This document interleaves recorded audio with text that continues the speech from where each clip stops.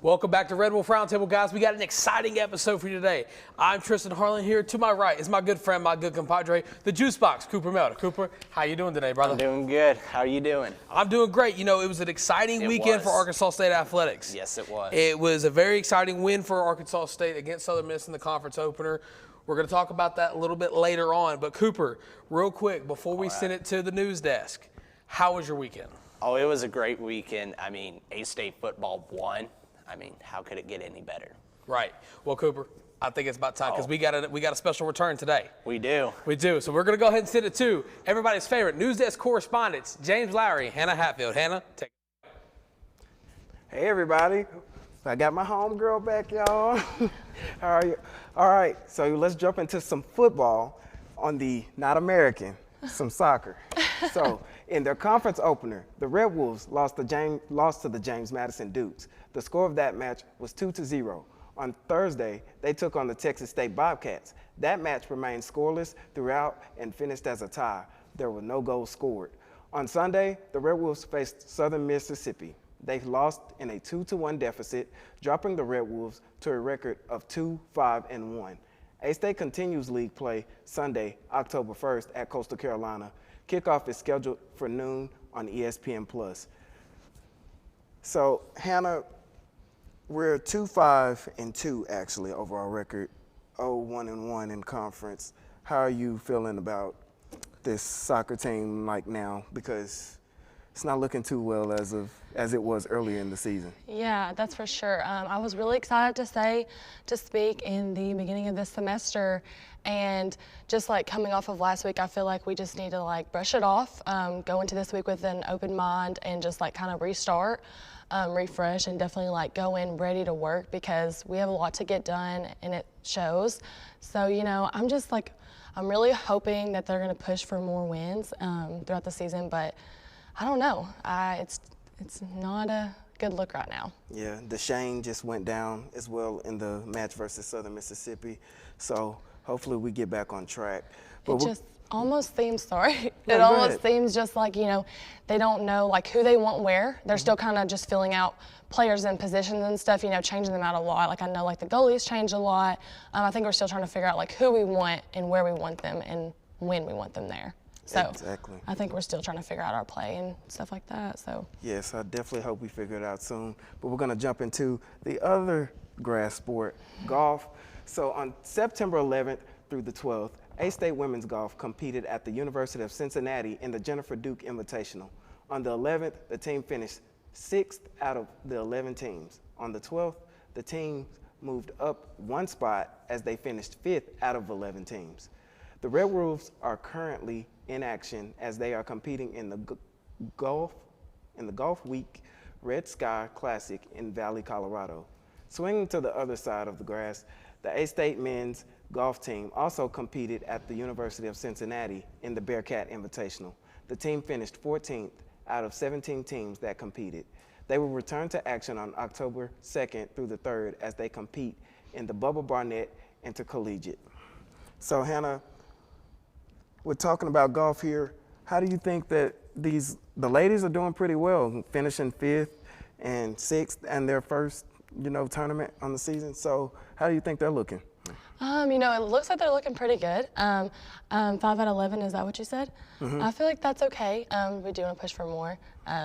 But definitely, like I said, it is their first, touch on the grass, I guess you'd say. Yeah, and especially the men, 14 out of 17, kind of towards the latter half. Mm-hmm. I really feel like we can definitely improve on that. Yes, that's for sure. So you have to take it away. Alrighty, so everybody, I'm so excited to be on this episode of Red Wolf Roundtable today, and I'm going to start off with some Arkansas State volleyball. This past week we played Georgia Southern in the Sun Belt opener, losing 3-0. Playing Georgia Southern again on Friday, Arkansas State redeemed themselves by beating them 3-1. Arkansas State will bring the next game home this Friday against Louisiana at 6 p.m. So, how do you feel, James, about the volleyball team this week? We are constantly improving. We are good. Yes, I'm so happy about this team. The offense is on fire. You have Sayring, you have Helzer. It's just like they can't be stopped right now. They're constantly getting the ball over the net, moving the ball. You don't know what if you're the defensive side, you don't know what they're doing. They're constantly keeping the ball moving, keeping the ball rolling. So yeah, that's for sure. And Georgia is definitely a tough team to beat. So I'm just glad we did get the beat on them the second game. They did have a very strong defense with 8 blocks going in that first game, which is a lot. But I do want to point out some special, players. We did have Caitlin Whitlock with 14 kills in that first match, and then Bailey Helzer with 8 kills, and Erin Madigan with 27 assists. So Erin Madigan also was named this past week the Sun Belt Conference Setter of the Week. And that's really, that's really good. She had 492 assists on the season. Wow. So, yes. So I don't want to go unspoken about her because she's definitely a big part of this team and contributes a lot. She's definitely the key to keep the ball moving on the offensive side of the ball. As I said, if you're not getting set, then how else are you going to get the ball over the net? So. Yeah, that's for sure. All right, and the cross-country team did not have any races this past week, so stay tuned for this Friday. We will compete in the Chili Red Pepper XC Festival at Fayetteville, Arkansas. Tristan and Cooper, back to you. Cooper, that's exciting. What James handled, they broke that Yes. down perfectly. But, the soccer team, they brought up the Texas State draw they had at home, and I was Yes. actually there for that game. And, what a heartbreaker that was to open up conference play. You always want to win your first ones, but to have a draw, it's not a loss, but it's not a win, but it's not as good as getting that first conference win. Yeah, I've seen it. I've been at multiple soccer games this year filming with Peyton and everything like that. And it just feels like we have no offensive attack when we're playing. We're too much reliant on defense. And while, yes, it's good to have a great defense, but when that defense fails and you get down 1-0 early, we don't have that offensive power we've seen in the past couple of years to get goals. I think first half we had maybe 1 shot on target, and that was it. And then second half we may have had 3 corner kicks. It felt like Texas State had at least 20 corner kicks in the first half, and there's just no offensive ball movement. We're just too reliant on our defense, but in soccer, you need that firepower attack, and we just don't have it. Right, and arguably we have one of the best goalkeepers in the Sun Belt. We do. We saw how she performed before conference play. We saw her perform against Texas State. But, you brought up a good point about the lack of offense and how long till we see the team really kind of rally around the defense and then embrace that fact and kind of say, okay, we're not going to beat you by a large amount of goals, but what we are going to beat you at is we're going to stop you and we're only going to sneak in the occasional goal here and there. But, talking about volleyball real quick. Yes. They have a complete turnaround from last year. They do. This time last year we're saying they're 0-4 in conference. Mm-hmm. This year they're winning. Yeah, they had that 1 loss. But this team, they know how to bounce back. Right. They took an L. They knew how to bounce back. Right. And that's what they're just going to have to keep on doing, because last year we just took L after L after L after L. And now we got the system we want, the girls we want. And you know what? All we are is looking up. In volleyball, please bring home us a little Sun Belt Conference trophy. Yeah, at the end of the year. They actually open up home conference play Yes. against Louisiana this weekend. So, guys, you make sure that if you don't have anything to do, instead of going home for the weekend, get out to First National Bank Arena and support this team, because There's no home game this Saturday. Yeah, they're going to UMass that we're gonna talk about later. But just looking at this real quick, this has been a complete turnaround. It has been. We, like you mentioned last year, where they hadn't won, we were really saying, okay, maybe the Brian Gerwig experiment is going to fail before it gets started. But this is an eye-opener because we've seen how they've turned around. This is going to be an eye-opener for the women's basketball teams, the men's basketball team with the new coach, Yes. which I'm sure we'll break down later on when it gets closer to time. And now that we're, again, going to talk about later, it's going to be Butch Jones, year 3, if he could turn it around as well. Yes.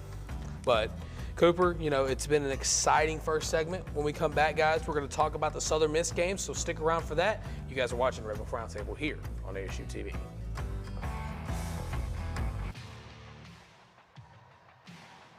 ASU-TV, covering all your favorite sports. From Red Wolf Roundtable, Westside football, and more, ASU-TV has you covered.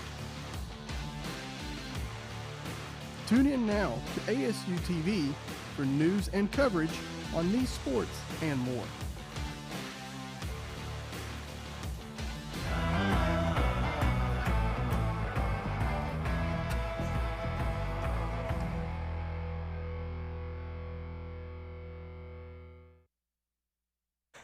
And welcome back to Red Wolf Roundtable here on ASU-TV. And we had... Okay, time out real quick. Mr. Sullivan can't be doing that. So... Okay. We're good. Okay, football's 1-0 in conference. That's all I got. Welcome back to Red Wolf Roundtable, and football's 1-0 in conference. Tristan, wow. Yeah, I mean, Cooper, Southern Miss was a really high anticipated game. You know, Yes. they blew the game against Memphis, and you're going to see some of the highlights there.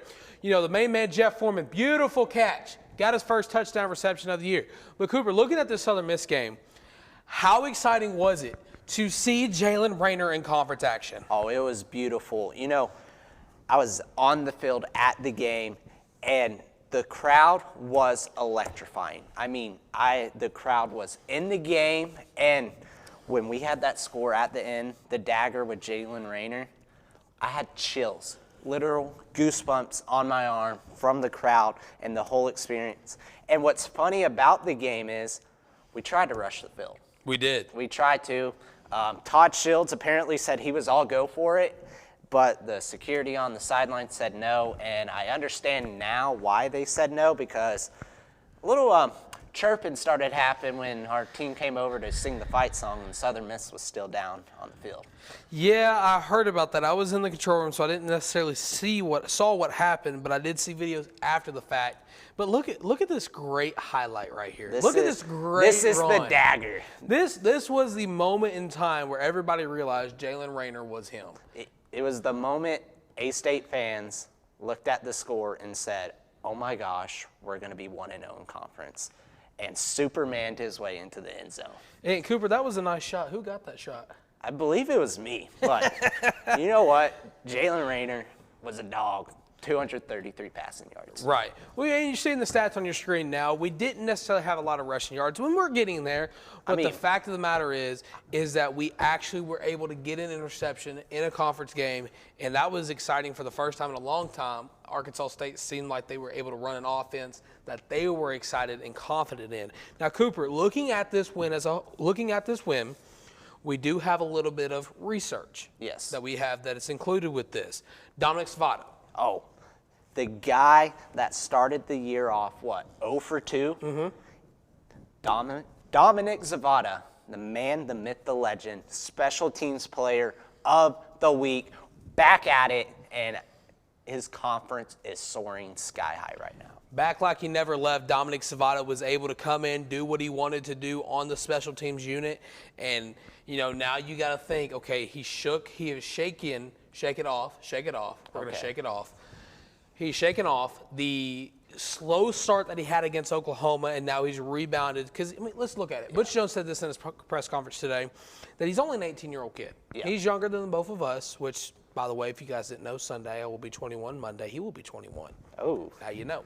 But Dominic Savada is still 18 years old, and for him to be able to bounce back like this, and he actually was able to hit a 51-yard field goal, and he hit it with ease. So when you're looking at that, you're thinking, okay, the kicker position is one of those positions that not a lot of people care about, not a lot of people do research about. But when it comes to this, sideline correspondent for ESPN, Darryl Green, I actually had this conversation with him, and he kind of broke down the kicker position a little bit for me.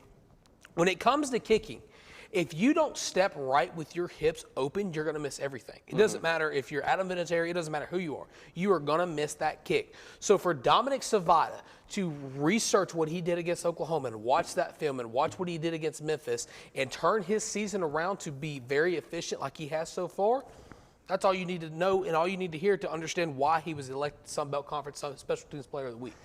And shout out to the holder because, like Butch Jones said, it's three things into the kick. It's the snap, it's the hold, it's the kick. We're going to talk about the hold.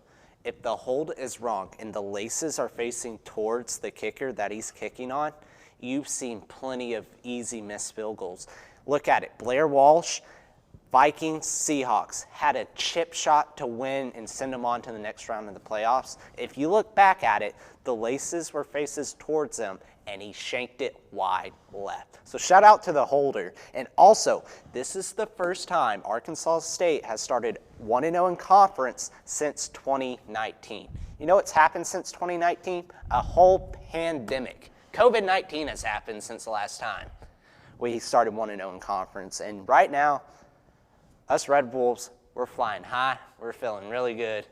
And I don't know about you, but I'm feeling really good, Tristan. Yeah, Cooper, and you're looking at this and you're thinking, okay, what importance does this mean for the UMass game, which we'll break down the UMass game a little bit later on, but I just want to talk about what this win means for the team, okay? You got to take this into account. Jalen Rayner, freshman quarterback, hasn't played a Division I snap other than the game against Stony Brook. Stony Brook's a game everybody knows you're going to win. If you lose that game, then season's over. Season's over. But when you're looking at it from a standpoint of a fan, all you're worrying about is the ball going from left to right, the down the field and back. But when you look at it as an analyst standpoint, when you're looking at 11 versus 11 guys on the field, you break it down like a game of basketball. Each matchup is a 1v1 matchup. So if you take the offensive line and the defensive line, every single position is 1v1ing each other. And if they lose that matchup, a controversial play happens. Like if the tackle misses his block, the defensive tackle can get in and get a sack. If a receiver doesn't make break on his route, then the defensive back who is guarding him in a one-on-one situation will end up getting either an interception or force an incompletion. So look at it this way.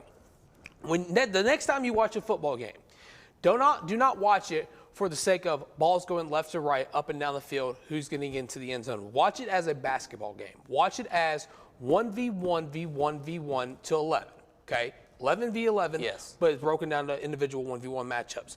Once you do that, you will understand more why this offense is going to be so successful in the latter part of the season, okay? Because we have a lot of great teams in the Sun Belt. Coach Jones has said it himself. The Sun Belt is not what it used to be 5 to 10 years ago. The next home game will be against Coastal Carolina, and that will be the biggest test. Yeah, it'll be homecoming, but it will be the biggest test in the Sun Belt that we will face up to that point. So if you guys do not come out and support on the homecoming, not only A, are you bad fans, but B, you won't be able to witness a 1v1 matchup like a Jeff Foreman versus defensive back or a Corey Rucker versus defensive back. Because when you break it down like that, not only will the game of football open up to be more understanding, but you yourself will understand why teams don't go for it on every fourth down. Yeah, and one thing we haven't talked about all game. We had 2 turnovers, but we also had a block punt. Special teams showed up to play. It's crazy when you have a team that finally buys in to the system, buys into what the coaches are talking about, and you have the fan base that shows up and support them, what can happen? We saw it this Saturday night. We had a 17-point lead in the third quarter, and we blew it. We blew our 17-point lead, and you're thinking, here we go again. We had the lead. We saw this last year. We're going to lose this, and that. No. This team settled down, came back, scored 10 straight points, and put out the game. Right. Defense showed up when it mattered, and this could be a special team. I know we're all on the hype train. We're 1-0 in conference. We're living it up, but we have to just take one game at a time, and we did. And all is up. All is up.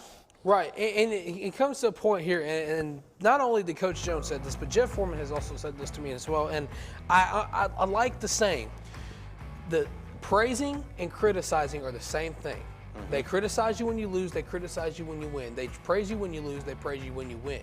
So instead of this idea of saying, and I know we've been guilty of it, don't get me wrong, we have been guilty of saying Coach Jones maybe isn't fit for this job, or we've been on air, we've said JT Shrout isn't a good quarterback, which he's not. But we've said a lot of different things, and we're not going back on the words. We're not going to say sorry for anything we've ever said. But the fact of the matter is this. When you look at this team and this communication that they have, you're going to understand why this team is going to be exciting, not only on the offensive side, but the defensive side. And we still have one of our best defensive ends in Ethan Hassler still out for injury. So, Cooper, we're going to send it to a short break. When we come back, we're going to talk about quarterback 1, Jalen Rayner. So stick around, guys. We'll have more on Jalen Rayner when we come back. At Arkansas State, we want you to go. Go where learning soars, takes flight, and rockets ahead. Go for experiences, internships, and scholarships. We want you to go. Become A-State Maine. Are you ready to go? Go.astate.edu for details.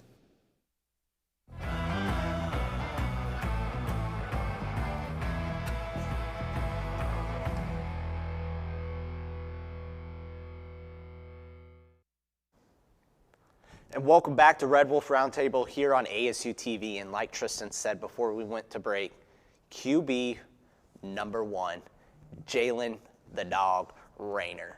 What a game he had last week. He had 233 passing yards. He had 97 rushing yards on the ground and 5 touchdowns. 3 were passing, 2 were rushing, and he only had 1 interception as a true freshman making his start. Right. And you're seeing the stats on the screen now, and it doesn't do justice to what an elegant game Jalen Rayner truly had against Southern Miss, okay? So I want to put this into perspective real quick before we go any further.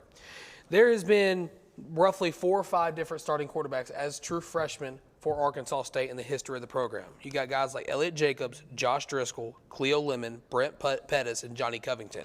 All those guys have resulted in losses in their first game. Now, sure, guys like Jacobs, Driscoll, and Covington all played teams, Georgia, Baylor, and Oklahoma. But then you have Cleo Lemon and Brent Pettis that lost against Louisiana and Memphis.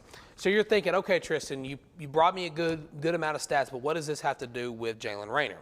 Jalen Rayner is, and this is coming from our producer, Easton John, is the first freshman to not only win his debut, but to have a total of 5 touchdowns in his debut ever for Arkansas State athletics. Yes. So you're thinking, okay, 5 touchdowns, that's pretty good, but what does all this mean in the grand scheme of things? What this means is this entire time we've been saying, oh, Jackson Daly should start, oh, JT Shrout should start.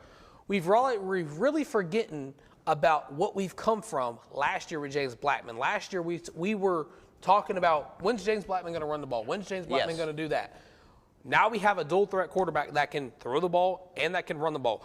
Keep in mind, he can throw the ball pretty daggum well. Yes, he can. We saw it all game. So now the eyes are open, the pages turn, the glasses are on, and it's really a new test of error for Arkansas State because instead of finding a true pocket passer that can maybe scramble to make plays happen, we have a dual threat quarterback that can use his legs and use his arms to create plays create something out of nothing when the time calls for it. I want to go back to the play that he had that really set the dagger in on Southern Miss, the, 65, 67-yard run. It was about 50. Okay, so anywhere from there to then, I want to go back to that run real quick. When you go back and watch that play, you see the blocks form and you see the hole open up. Instead of running straight through the A or the C gap, he takes it around the outside and he has nowhere else to run but to the end zone. So not only is that eye-opening for a freshman quarterback, but go back to some of the passes he had to Courtney Jackson, to Corey Rucker, to Jeff Foreman. You're going to look at those plays and think, okay, that's just a freshman throwing up heave balls. But no, it's not that at all. It's a quarterback being able to read a defense to where they can open up that passing game that we haven't seen yet this season. And of course, you're going to look at the stat sheet and say, okay, Tristan, Jalen Rayner had 1 interception, and they kind of idled a little bit and went 3 and out on about 3 or 4 different drives. So what does that mean for Jalen Rayner? Don't judge, it's like that quote from Wolf of Wall Street, don't judge me on my winners, judge me on my losers because I have so few.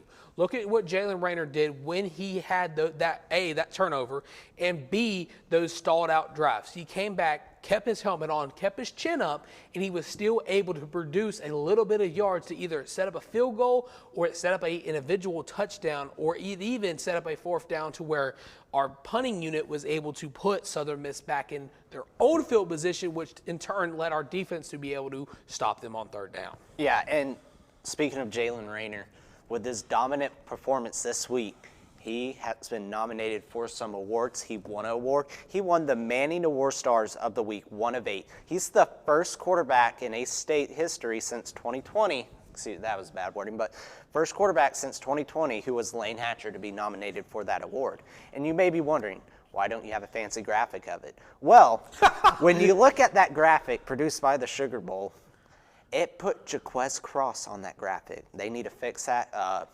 Jaquez Cross is not Jalen Rayner. Little dummy, moment. Dummy. Yeah. And he's also been nominated for the Davey O'Brien Awards Grade 8 list. The winner will be announced this Thursday at 11 a.m., so be sure to show Jalen Rayner our love, and hopefully he'll take it home. But man, oh man, QB1 is in town, and I can't be more happy because you were saying all last year, if you watch Red Wolf Roundtable from last year, when is James Blackman going to run the ball? Blah, blah, blah. We need a dual threat. We got one. And when he almost gave us 200 yards rushing with over, you had Rayner, you had Jaquez Cross, and you had Zach Wallace. The three-headed dragon, no one's going to be able to stop him. You had, he gained 133 yards, but lost 36 in sacks. Right. So if we can get that O-line fixed up just a little bit, this will be a dangerous team. Right, and you brought up a good point that I want to hit on. You talked about how his running ability and the sacks the offensive line calls, but you really got to look at it as a standpoint of, okay, how long did the play last? Mm-hmm. And you got to think, okay, the average football play lasts from anywhere from 4 to 6 seconds, maybe even sometimes 8 seconds.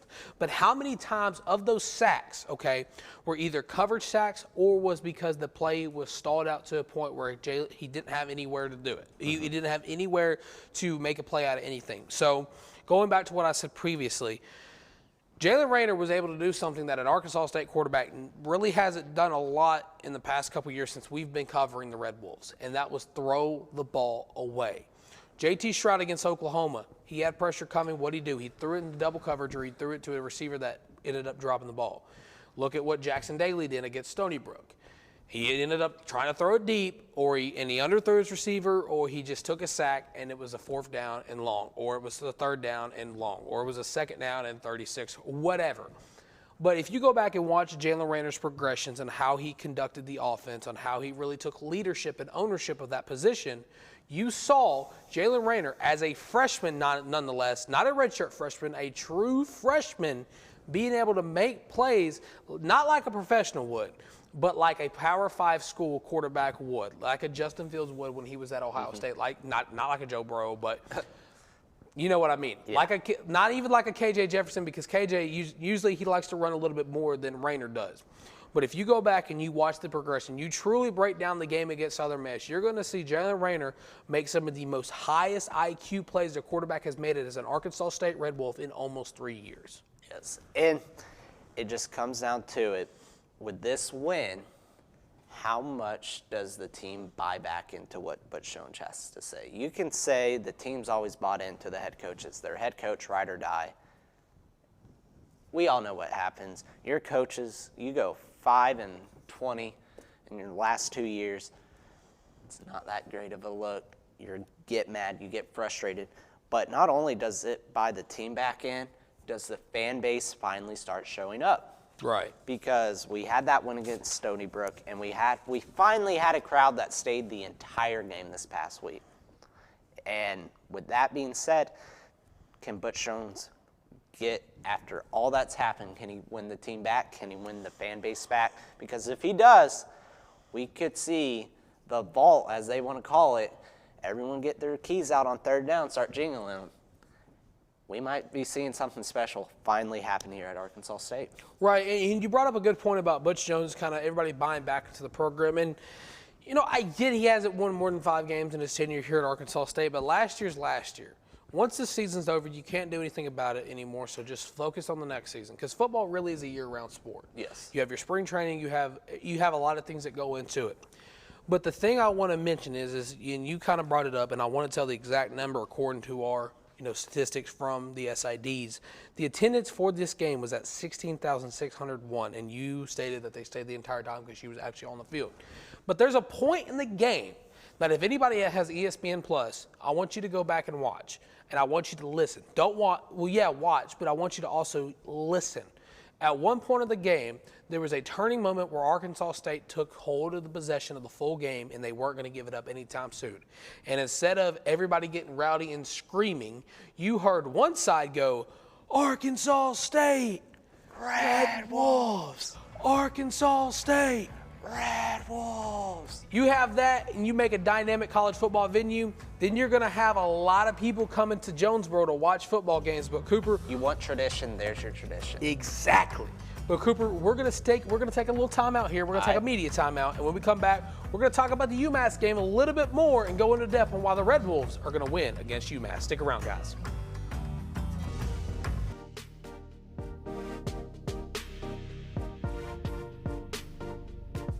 ASU-TV, shows like Red Wolf Roundtable, ASU-TV News, Westside Football, and more. Gain real-life experience while doing what you love. Get involved with ASU-TV today.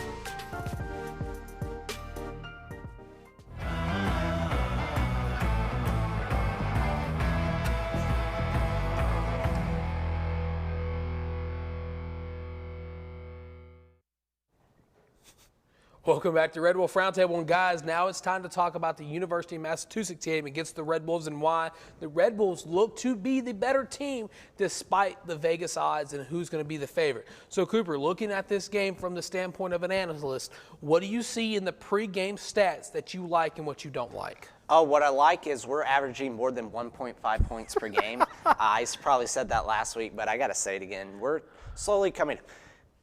With how bad those first 2 weeks at, you kind of have to take our stats with a grain of salt. Right. But I'm loving how the yards per game, they're on their way up. But something that I don't like, that I'm noticing, UMass is a 1-point favorite. Yes. But that technically means they have no idea who's going to win. They don't have a clue who's going to come out and win this game. It's plain and simple. Because by time this episode gets out, everyone watches it on air, Arkansas State could be a favorite. Right. And I honestly, we're not going to lose to UMass. They're not that good. I'm being plain on. We may not be that good, but we're not as bad as UMass. I mean, I would hope not. Yeah. We did have a barn burner last year against them, barely won, and it was kind of one of those years that kind of summed up the year, barely beating UMass.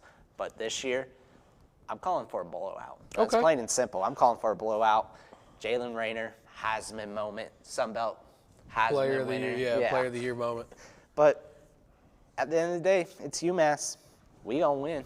Right. So Cooper, looking at this game, and I kind of want to get your thoughts on this too. Who's maybe a player to watch for you in this upcoming matchup? This guy, he's in one of our classes. He's in our sportscasting Yes, class. he is. He's been on fire these past 2 weeks. Jeff Foreman. I mean, get the girl out. Foreman was cooking last week. He had 3 receptions, 77 receiving yards, and a touchdown. His first touchdown of the year, and I expect plenty more from him. Right. So now that Jalen Rayner, and of course you're seeing the stats that Foreman has had. He's had a slow start to the year, but no need to fear, because now that Jalen Rayner has the keys to drive the offense, and he has the keys to the house, and he's got all the locks to the garages and the gates on the out front on the Red Wolf Mansion that's owned by Butch Jones. Now that he has this offense, we have shown, like we talked about, he has shown the ability to sling the ball, and I get that's going to be a different environment because a lot of these guys haven't been up that part of the country ever. But the fact of the matter is this. Arkansas State has finally figured out their biggest question mark of the season. Who's going to be quarterback one? We thought it was JT Shrout, but they fixed it. They were able to overcome it. Now they've moved on. The only question mark left for this Red Wolves team is the injury problem. Yes. We have a lot of players. We have a good amount of players out. I'm not going to say a lot of players, but we don't have a lot of players out. We have a good amount out. Like I mentioned, Ethan Hassler. But when it comes down to this matchup, you're going to see one of two things. Either A, you're going to see the same Red Wolves team that we saw last year where they were up until the fourth quarter and they did things the A-State way and didn't finish the game out.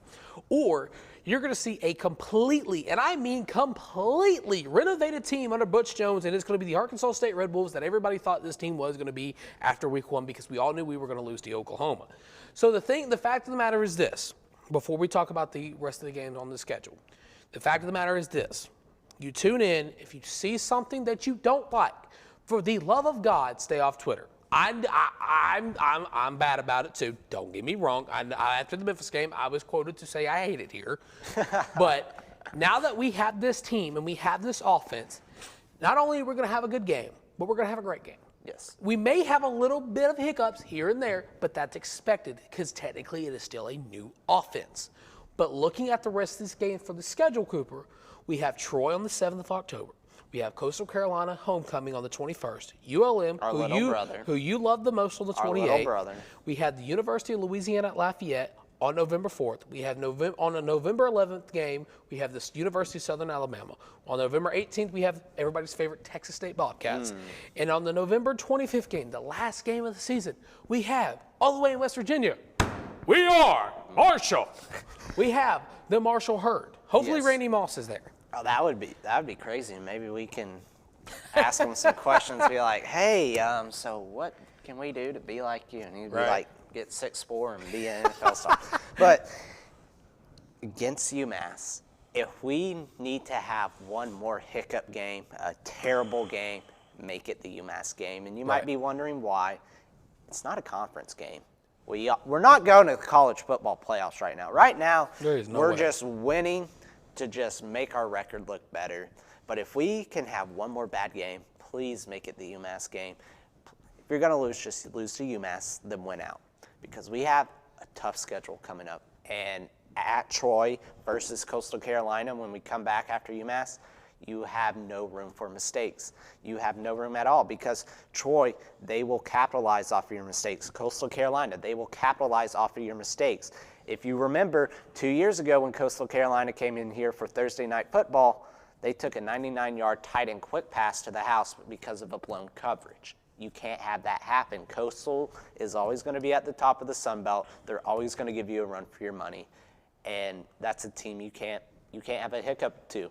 Troy, they're projected to win the Sun Belt right now. They actually went to the conference championship last year. Yeah, they're a top team that you cannot have a hiccup with. I mean, Troy and Coastal, they're the Alabama and LSU of our conference. And if we want to get on top, we're going to have to take them two down because ULM, if we're talking about Alabama and LSU, they're the Vanderbilt. They suck.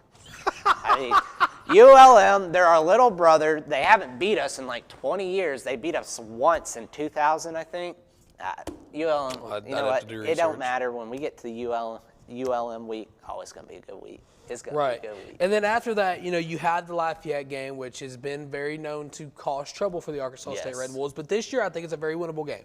We almost beat them last year, but of course, last year was the story of the fourth quarter that we lost about 6 or 7 different games because of the fourth quarter. Then you had the University of Southern Alabama game. They came here last year. They played us in the monsoon, and we didn't win that game. No. Then you got Texas State. Texas State, former Arkansas State Red Wolf Lincoln Perry, as we mentioned a long time ago, that he was out for the year due to his torn ACL. And Kelly's coming back. Traitor. No comment. But we'll talk about that later.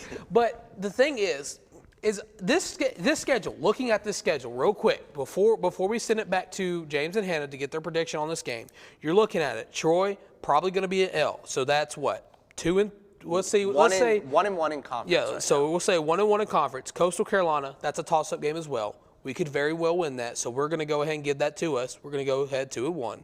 ULM, 3-1. We're not even going to talk about that. ULL, it's probably going to be a toss-up. If they capitalize on dumb mistakes, that'll be a loss. So that's 3-2.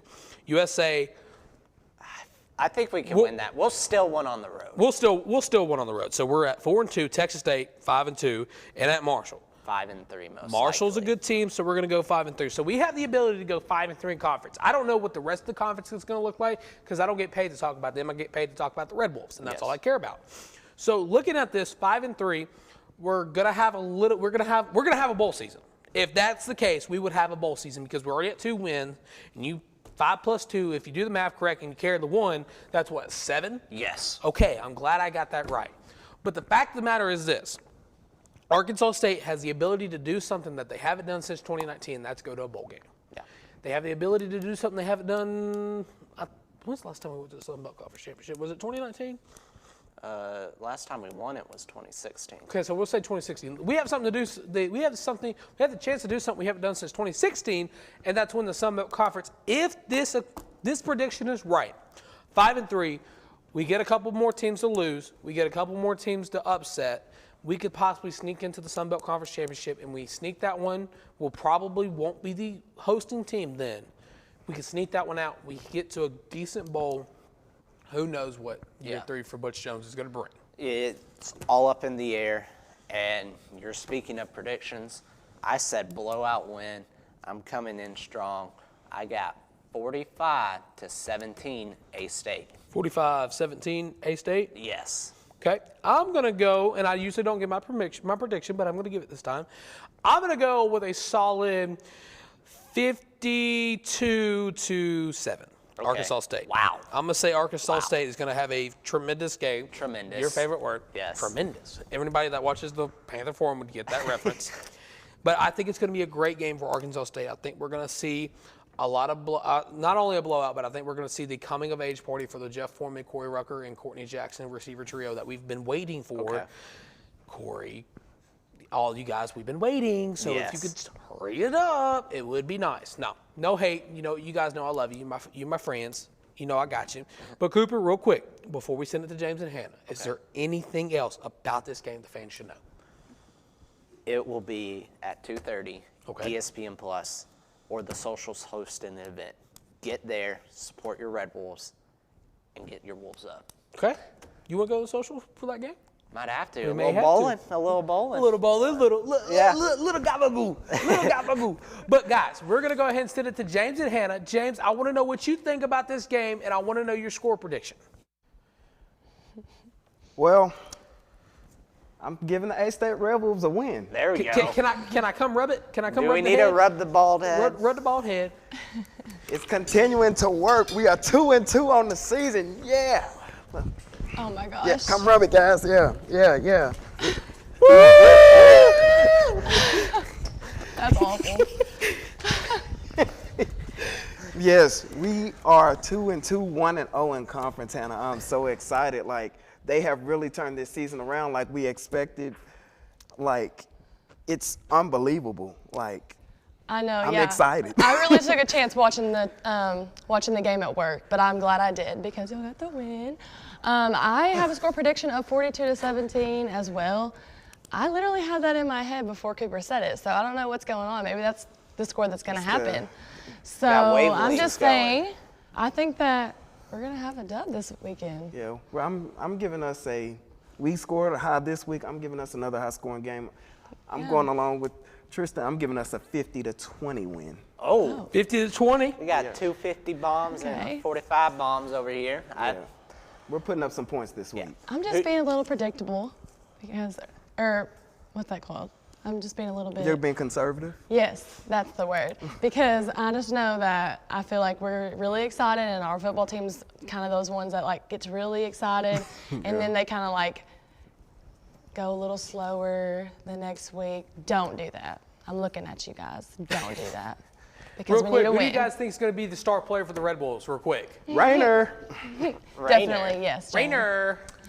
Definitely. When you got 5 touchdowns, like, I mean, he was this weekend, so. like, I said it last week, the guy's literally the turnaround. So, Yeah, that's for sure. All right, well, Cooper and Tristan, back to you.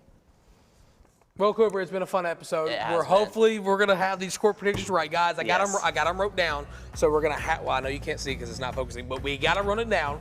Next week, whoever has the closest score to the actual score may get a surprise. They may not. You never know. Little anticipation for the competition.